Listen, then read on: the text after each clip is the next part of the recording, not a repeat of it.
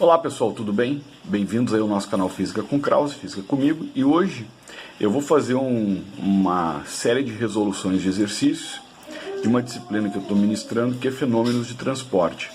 E nós temos passado algumas atividades nesse período de pandemia, atividades domiciliares, para que o pessoal acompanhe os estudos que nós estamos transmitindo via Teams, certo? Então a aula ela é trabalhada via Teams, a aula é trabalhada via YouTube, Então também temos o nosso canal do YouTube, os conteúdos referentes a estes exercícios. E agora eu vou mostrar para vocês a resolução de alguns desses exercícios que nós estamos passando para os alunos, certo?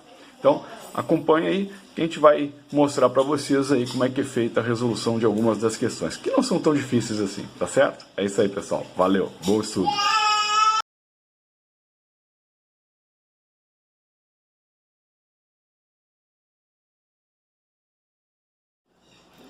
Bom, pessoal, a primeira questão corresponde a um reservatório, que tem grandes dimensões. Vocês já viram aí a questão, já apresentei o exercício.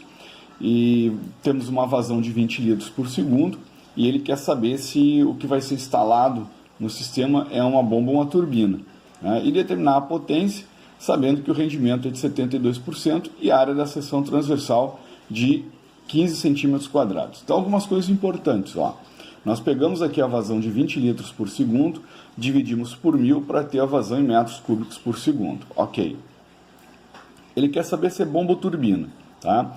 A altura correspondente ao reservatório, 18 metros, e a altura na qual a água está fluindo, 3 metros. Rendimento, 72%, então 0,72. Uma área de seção transversal de 15 centímetros quadrados, dividir por 10.000 para passar para metro quadrado, então vai dar 0,0015 metros quadrados. Como é que a gente resolve? Então, lembra lá, Então você tem H1, uma energia sob forma de altura, no caso, mais HM igual a H2. Então, isso aqui a gente vai trabalhar em cima da equação de Bernoulli, tá? Então, ou seja, o HM vai ser o H2 menos o H1. Se esse HM for negativo, significa que vai ser uma turbina. Se esse HM for positivo, significa que vai ser o que nós vamos estar trabalhando com uma bomba, tá? Bom, então lembra da equação de Bernoulli. H1 vai ser Z1 mais P1 sobre o peso específico mais V1 ao quadrado sobre 2G.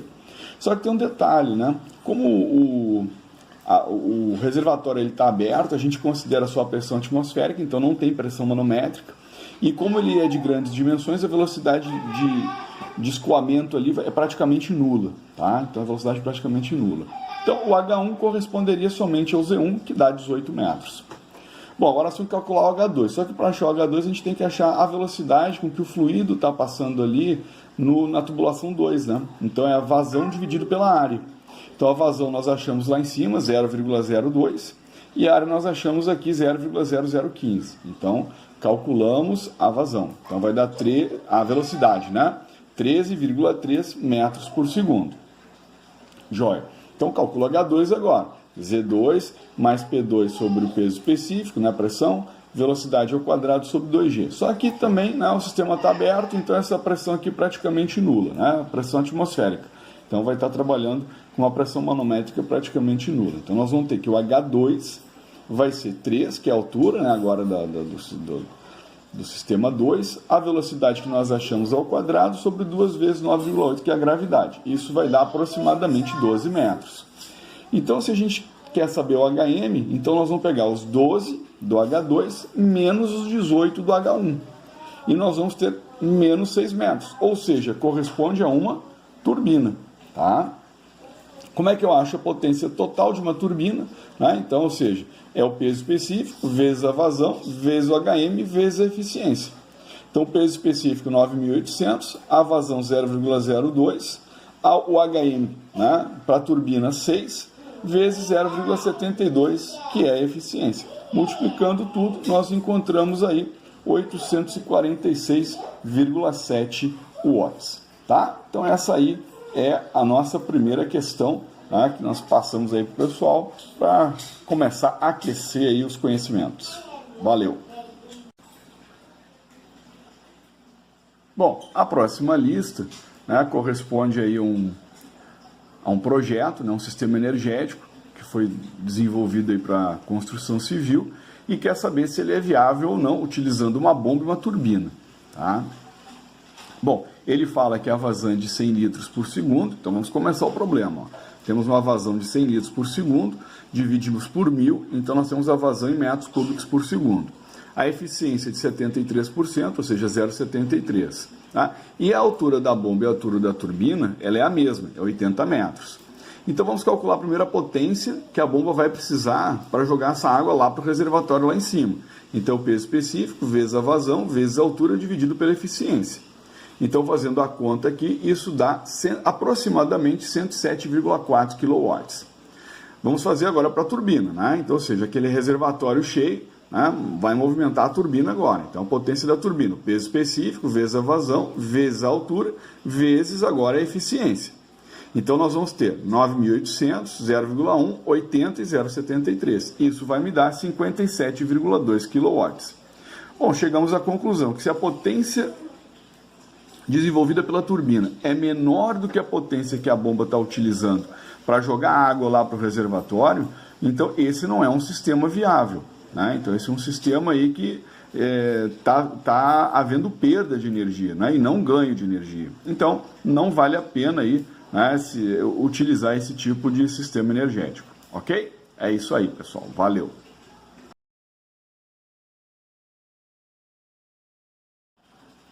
Bom, pessoal, essa lista 4, conforme vocês viram aí, é uma lista que está associada à lei do resfriamento de Newton, tá? Só que nesse caso a gente não está fazendo resfriamento, a gente vai estar fazendo um aquecimento.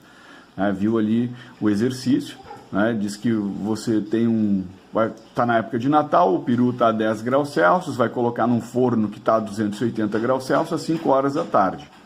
Depois de 75 minutos, né, o assado já está a 90 graus. A que horas ele vai estar a temperatura de 150? Então vamos lá.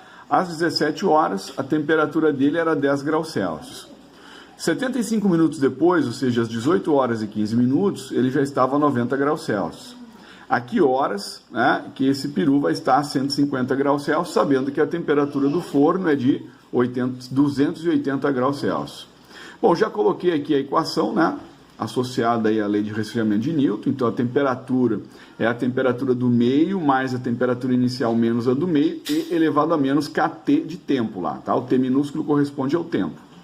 Então vamos ter T, temperatura do meio 280, né? Tá aqui. A temperatura inicial 10 menos 280 elevado a menos kT. Então T é igual a 280 mais, né, 10 menos 280 dá menos 270 e elevado a menos kT. Bom, então ficou T é igual a 280 menos 270 e elevado a menos kT. Só que tem um detalhe, essa temperatura, né, que nós estamos trabalhando aí, aconteceu quando aí, né? Em quanto tempo, né? Então, ou seja, ele chegou a 90 graus Celsius, ele chega a 90 graus Celsius, né, em 75 minutos. Ou seja, colocamos lá, 75 minutos corresponde a 1,25 de hora. Tá? Então, 75 minutos, 60 minutos, mais 15 minutos é um quarto de hora, então 1,25 de hora. Então, vamos ter, né, menos 190, passa para cá, então menos 190 é igual a menos 270 e elevado a menos 125K. Então, E elevado a menos 125K, passa o 270 dividido pelo 190 dá 0,7. Bom, para eliminar o número de Euler, né, vamos jogar o logaritmo neperiano dos dois lados da igualdade. Então, jogo o logaritmo aqui e jogo o logaritmo aqui. Jogando o logaritmo, menos 0,35 e aqui ficou menos 1,25K. Então, tiramos que o K é 0,28. Então, essa é a constante que nos interessa. Beleza, agora vamos jogar na equação para resolver o problema. Então, T é igual a 280 menos 270 e elevado a menos 0,28T, que é essa equação aqui, né? Tá? Só que agora a gente vai fazer com a temperatura de 150 graus Celsius, que é o que a gente quer saber. Então, 150 é igual a 280 menos 270 e elevado a menos 0,28T. Passo 280 para cá, então fica menos 130 igual a menos 270 e elevado a menos 0,28T. Bom, divide o 130 por 270, dá 0,48, né? E elevado a menos 0,28T. Tira o logaritmo dos dois lados, e isolo o T, vai dar 2,6 horas. Então o que é 2,6 horas? São 2 horas mais 0,6 de hora. E 0,6 de hora vezes 60 dá 36 minutos. Então, ou seja, se você começou a assar às 17 horas, mais 2 horas e 36 minutos, então esse peru estará a uma temperatura de 150 graus Celsius às 19 horas e 36 minutos, certo? Então é uma questão bastante bacana, né, de trabalhar aí a lei de resfriamento de Newton, só que nesse caso utilizando o aquecimento, tá? É isso aí, pessoal. Valeu!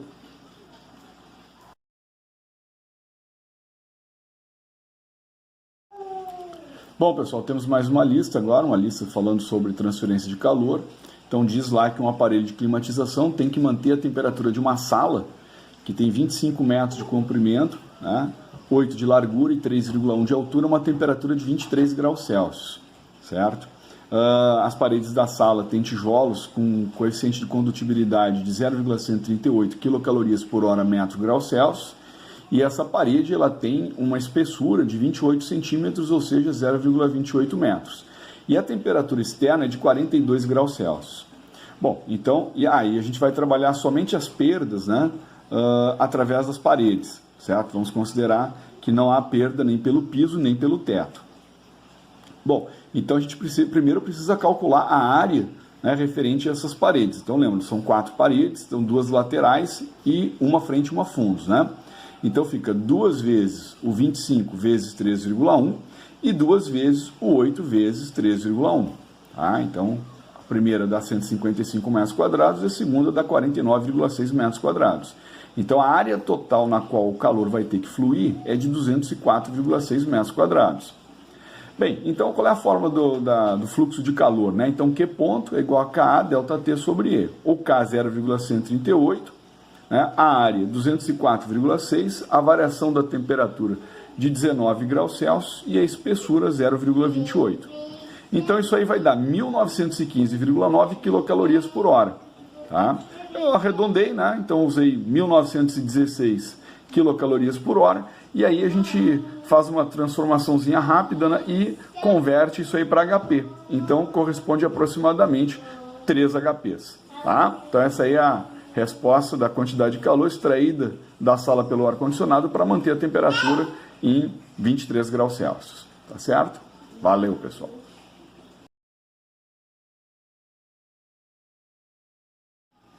Bom, pessoal, essa próxima questão é muito parecida com a anterior, pelo menos a letra A, mas a letra B tem uma novidadezinha aí, Então, ele comenta aí que as paredes de um edifício lá na Patagônia, paredes internas têm que ficar a 22 graus Celsius, sabendo que lá fora está menos 21 graus Celsius. Essas paredes têm 29 centímetros de espessura, então, ou seja, 0,29 metros, e a constante de condutibilidade térmica dessas paredes corresponde a 0,546 quilocaloria por hora metro grau Celsius. E ele quer saber a perda de calor por metro quadrado. Então já coloca aqui, uma área de 1 metro quadrado, tá? Bom, então ele quer saber quanto está perdendo de calor. Então qual é o fluxo de calor? Então, Q ponto, então K delta T sobre E, substituímos 0,546 vezes 1 metro quadrado, vezes 43 sobre 0,29, isso vai me dar 80,9 quilocalorias por hora. Bom, mas na letra B, ele dá a área das paredes do edifício, fala do calor latente de combustão do carvão, e quer saber o quanto precisa ser utilizado de carvão para que você mantenha o aquecimento por um período de 12 horas e a eficiência de 55%. Então, vou fazer o seguinte, qual é a quantidade de calor útil, Então, a quantidade de calor útil vai ser o Q ponto vezes o tempo vezes a área. Então, nós tínhamos lá 80, o tempo 12 horas, já que está em quilocaloria por hora, 12 horas, e a área agora é a área que ele dá no problema lá, 1.146 metros quadrados. Multiplicando tudo isso, tu vai ter uma quantidade de calor útil de 1.112.536,8 quilocalorias. Bom, o que eu faço com esse resultado agora? Para ter a quantidade de calor total, que eu vou ter que queimar, eu divido pela eficiência. Então eu vou ter, na verdade, o carvão produzindo 2.000.000 22.794,1 quilocalorias. Bom, mas o calor de combustão total, né, é dado por B vezes M, que é o poder de combustão vezes a massa. Então a massa vai ser o quê? Vai ser essa quantidade de calor total dividido pelo poder de combustão. E se eu dividir esse valor aqui pelo poder de combustão do carvão que é fornecido, que é de 5.500, né, então eu vou ter uma massa de 367,78 kg. Então essa aí seria, né, a massa necessária desse carvão, né, para manter esse aquecimento pelo período de 12 horas, ok? É isso aí, pessoal.